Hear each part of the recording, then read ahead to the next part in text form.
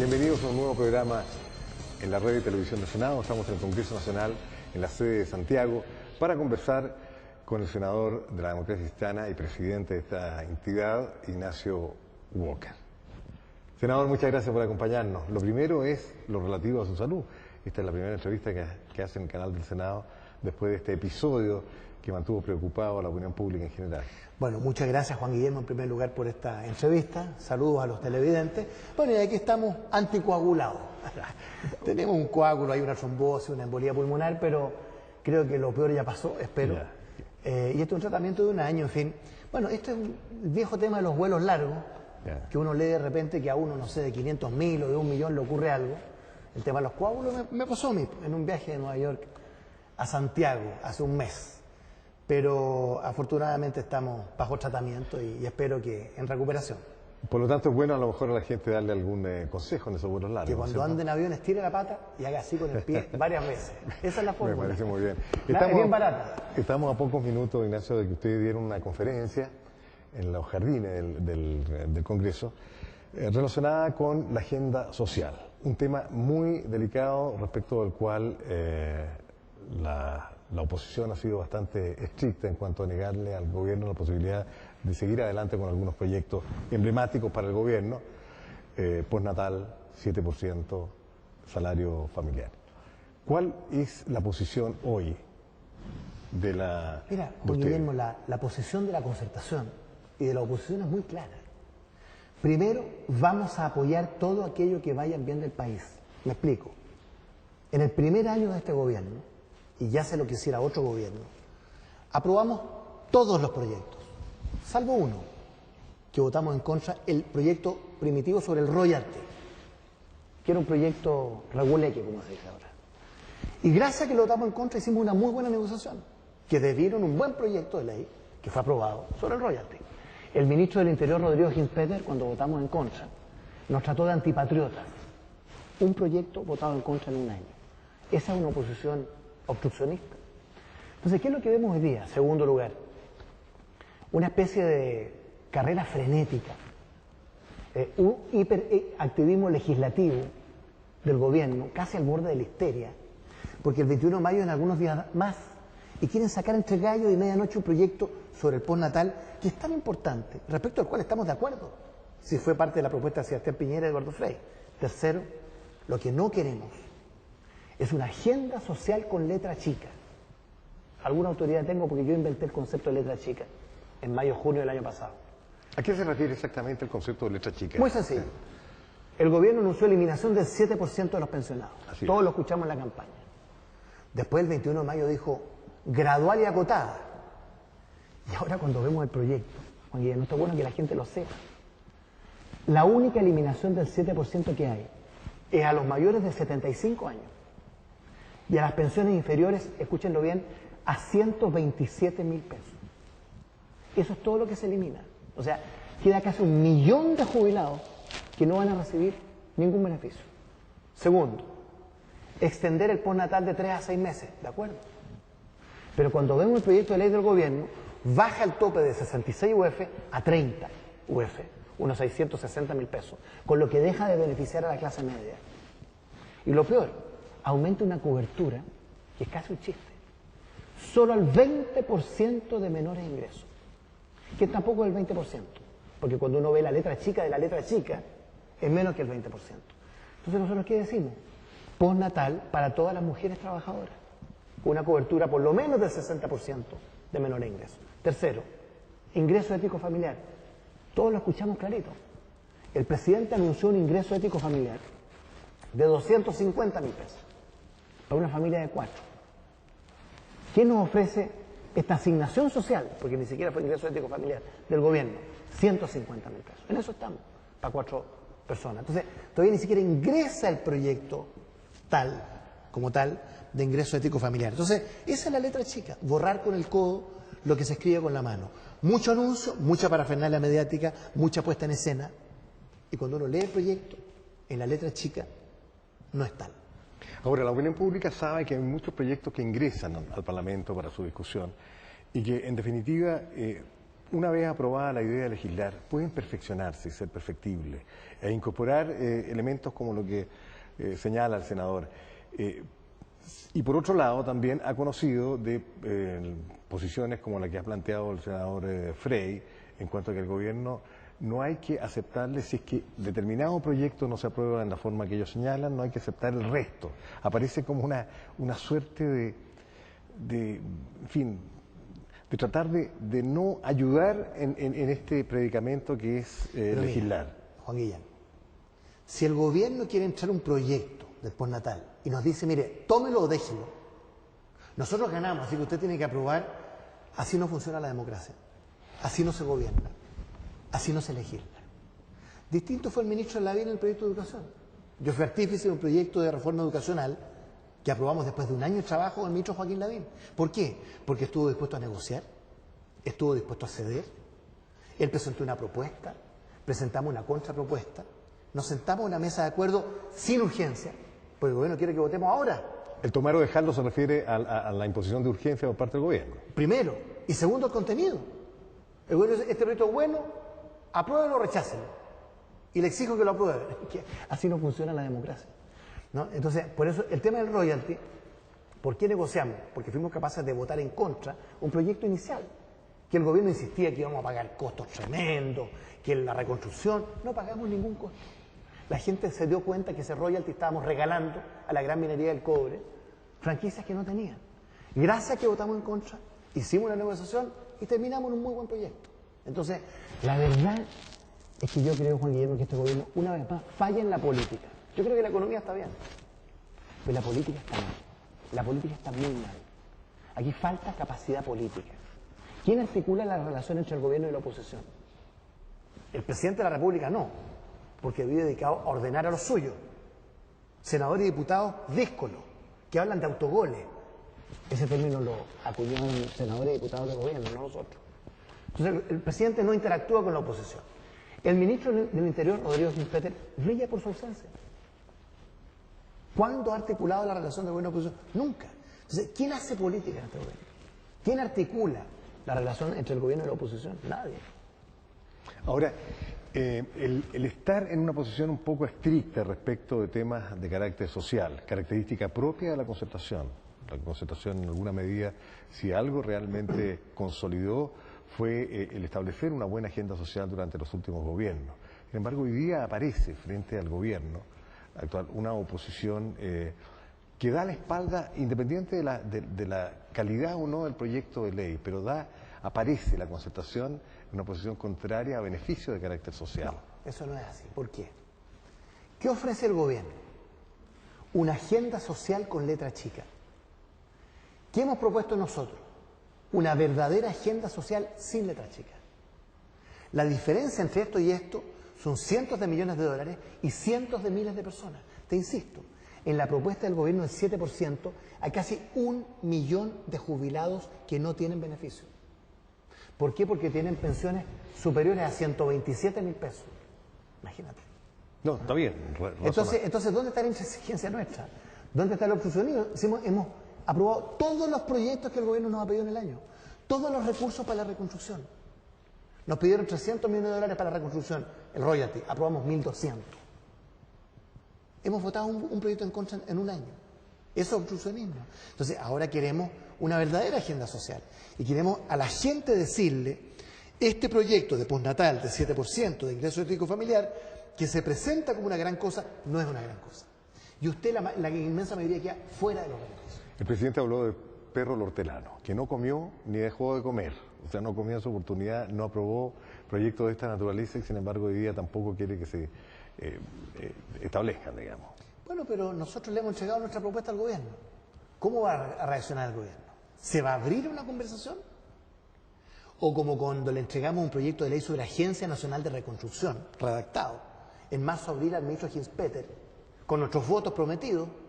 ¿Dónde quedó ese proyecto? ¿Estará en algún cajón? No quiero pensar en un basurero del Ministerio del Interior. Entonces, así funciona la democracia, Juan Guillermo. Uno hace una propuesta, la oposición hace una contrapropuesta, uno se sienta a conversar. Fue lo que hicimos con el ministro Lavín, con la reforma educacional. A mí algunos me trataron mal, por ir a ese acuerdo. Algunos socios. Me trataron de co-gobernar con Piñera, de ser asesor de Lavín, no importa. Yo estoy dispuesto a pagar costos por el bien de Chile. Y hoy día en la concertación lo hemos hecho como unanimidad. Aquí está nuestra propuesta, presidente. Quedamos a la espera de la reacción del gobierno. Vamos a hacer una muy breve pausa para volver enseguida con el senador Ignacio Walker. Vamos a conversar sobre otro tema que también interesa a la opinión pública y del cual él tiene también mucho conocimiento. Es algo relativo al tema internacional, la posición de Chile frente a nuestros vecinos.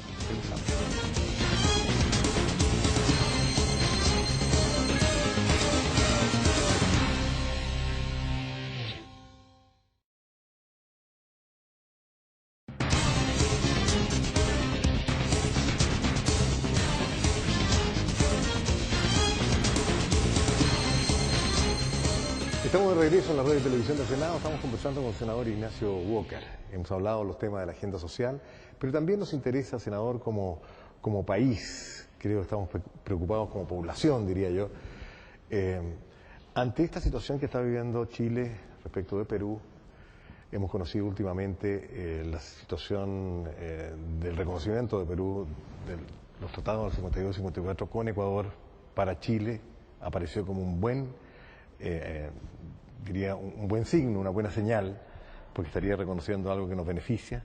Sin embargo, uno, considerando que la Cancillería peruana es una de las más sólidas del continente, no puede entender que se hayan pegado un balazo en los pies.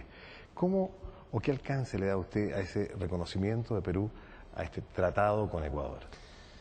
Bueno, lo primero que hay que decir es que aquí no hay ningún tratado que haya sido suscrito entre Ecuador y Perú. Hay un intercambio de notas diplomáticas en que Perú dice: le reconozco su carta náutica, que es un instrumento jurídico que dictó Ecuador el año pasado, diciendo el límite marítimo entre Perú y Ecuador es el paralelo geográfico. ¿Por qué? Porque así lo señalan los tratados de 1952 y 1954. Entonces, ¿qué es lo único importante para Chile de este intercambio de banderines, por así decirlo, o de notas diplomáticas? Que Perú reconoce que el límite marítimo entre Perú y Ecuador es el paralelo geográfico, que es exactamente la misma tesis de Chile en relación a Perú.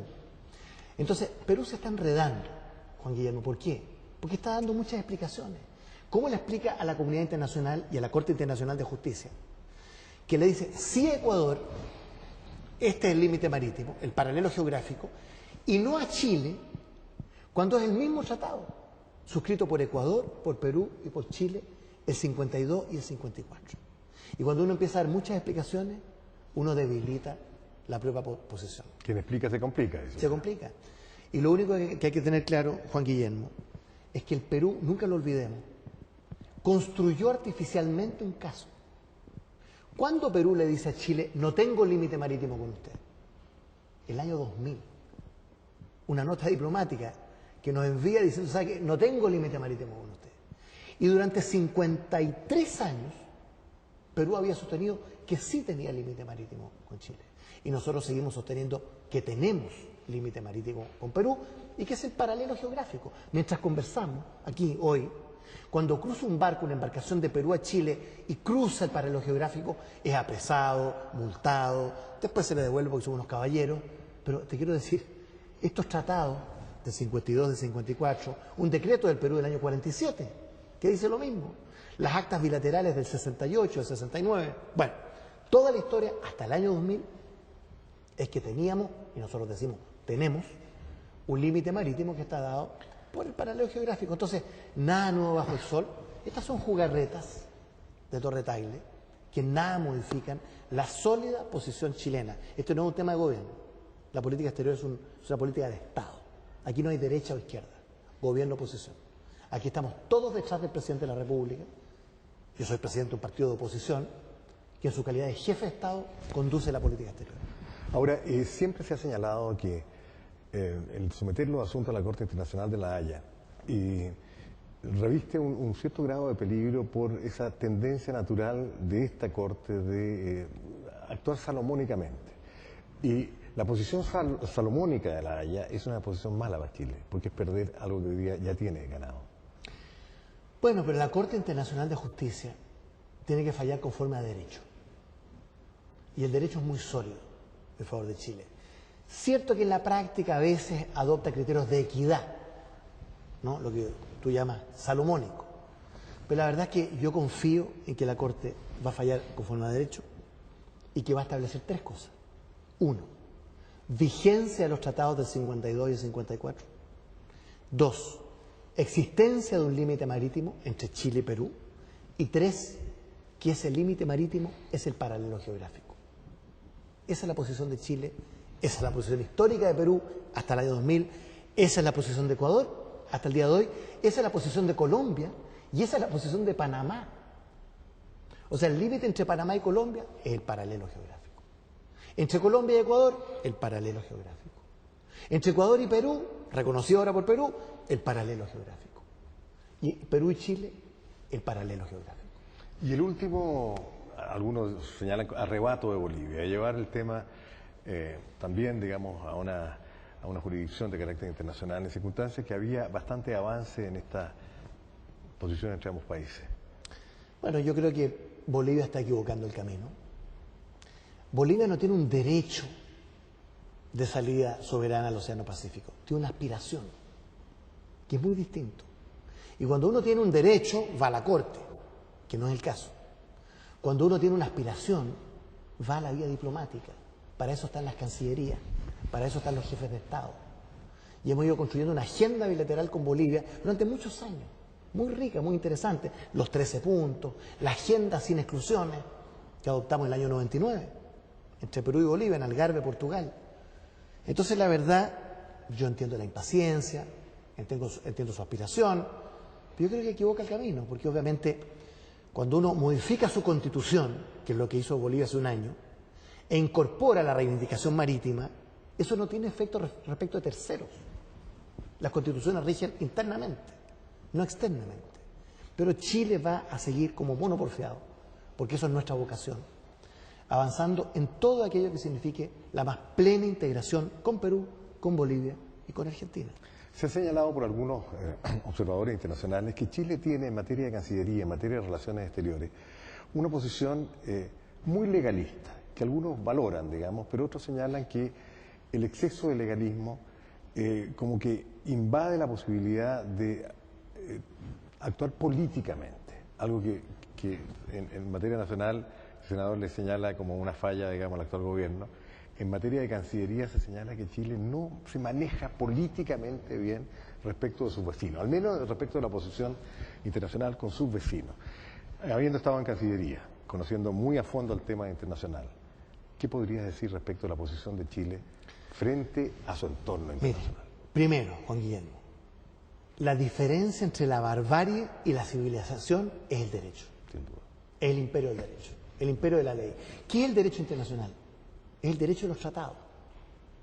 Chile tiene tratados de 1904 con Bolivia, que resolvió el tema limítrofe.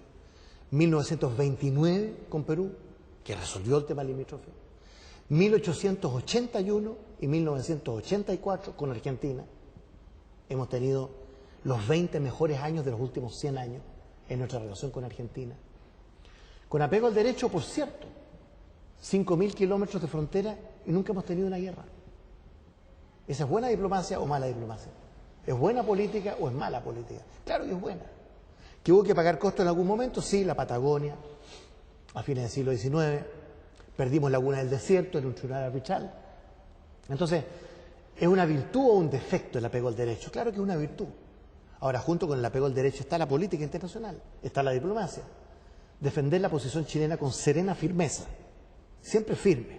Doy un ejemplo, con Argentina. Cuando recuperamos la democracia en el año 90, teníamos 24 conflictos limítrofes pendientes. Resolvimos 22, entre Elwin y Menem. Después fuimos a Laguna del Desierto, perdimos ese caso.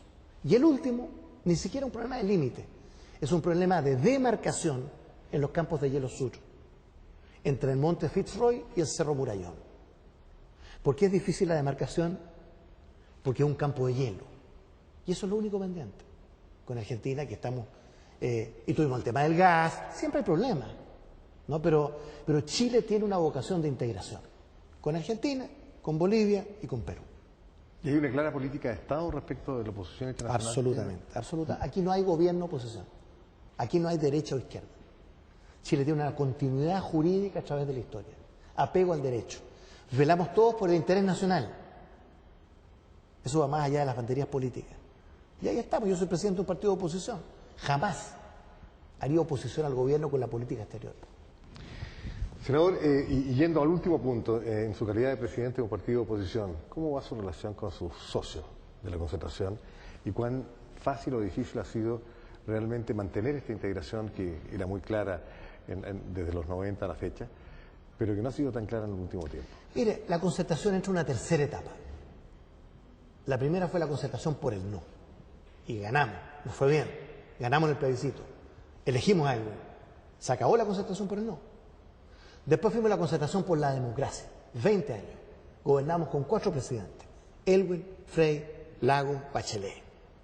Lo hicimos bien o mal. Bueno, la gente 15 veces votó por nosotros, por mayoría absoluta. Ahora perdimos. Así es la democracia. ¿No es una señal también? Claro. Entonces se inicia una nueva etapa, una tercera etapa. Ya no somos coalición de gobierno. Por lo tanto, desde la oposición tenemos que reinventarnos, ¿no? ¿Cómo es la relación con los socios? Buena. Estamos todos en búsqueda ¿de qué? De una nueva y mejor concertación que pueda conquistar una nueva mayoría social y política. Senador, sin embargo, cuando usted asumió la presidencia de la Democracia Cristiana, creo haberle escuchado su deseo de poner a la Democracia Cristiana en su ubicación histórica como un partido de centro que identificaba a la clase media, y eso excluía en alguna medida, digamos, esa sociedad hasta ese minuto útil, pero que ya no lo era, con socios que tienen otro pensamiento, otra base ideológica, y por lo tanto hoy día, con lo que usted me está señalando, abandona quizás esa posición y se entrega a un... A ver. Primero, en Chile hay 7 u 8 partidos políticos. Es un sistema multipartidista. Entonces todos tenemos que tener políticas de alianza. El camino propio, el camino solo, complicado. Y ahora la democracia cristiana es un 15%, ni siquiera es el 28%, que éramos hace 20 años. Hemos perdido 1 millón de votos. Pero no vamos a llorar sobre la leche derramada. Entonces, ¿qué queremos nosotros? Lo que quiere la gente. Primero, unidad de la oposición. Somos un partido de oposición. Porque no somos un partido de derecha. Por voluntad popular estamos en la oposición. Segundo, somos un partido de la concertación. Un pacto de centro-izquierda. Ahora yo decía, somos el centro de la centro-izquierda. Con nuestro propio perfil. Y tercero, tenemos que perfilar nuestra propia identidad demócrata cristiana. No contra otros, buscando alianza. Pero, ¿se puede hacer dentro de la coalición? Por supuesto, se debe hacer dentro de la coalición. Entonces, esa es la postura de la democracia cristiana. Ahora, yo he hablado de una oposición inteligente. ¿Qué significa eso? Que la DC tiene que recuperar los sectores del centro político, los sectores medios que se fueron con Piñera. ¿Cómo ganó Piñera? Por 220.000 votos. El 80% de esos votos están en Las Condes, Vitacura, Providencia y Barnechea.